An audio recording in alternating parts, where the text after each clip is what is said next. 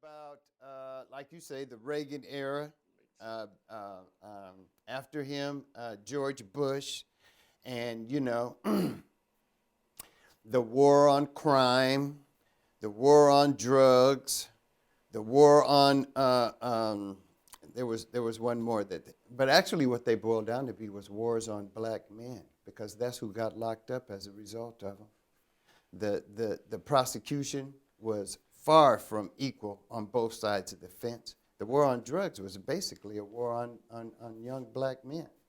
And what I saw in our community was families torn apart because of drugs, mainly because of crack and other things, and a whole generation of young people that grew up with very little guidance.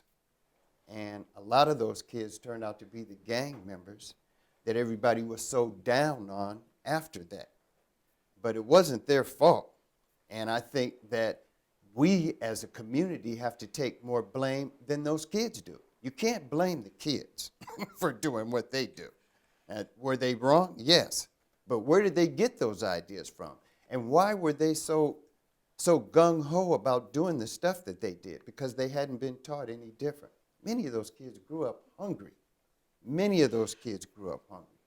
Not just for food, but for information, for knowledge, for guidance, for the things that make you a whole person. They had never been provided because many of their parents were, using drugs, losing their homes, losing their jobs, losing their respect, losing their place in the community.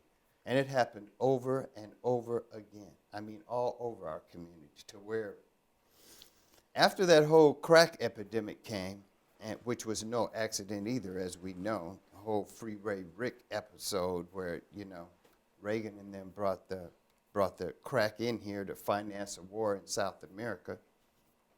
After that whole thing was over, the community was pretty much unrecognizable at that point. So many people were, and that was when they came up with the idea of the scattered sites. So they were moving people out of here to Auburn and Kent and Renton and all of those places, so that the central area would be ripe for picking for people with money to come in and take over those old homes. Suddenly the banks were giving loans to build those houses up again where they never had before. Suddenly they were, fixing up Garfield where they had never done anything to it before. Suddenly the streets were getting painted. I don't know about you, but I never saw a street crew in our neighborhood when I was growing up. I never did.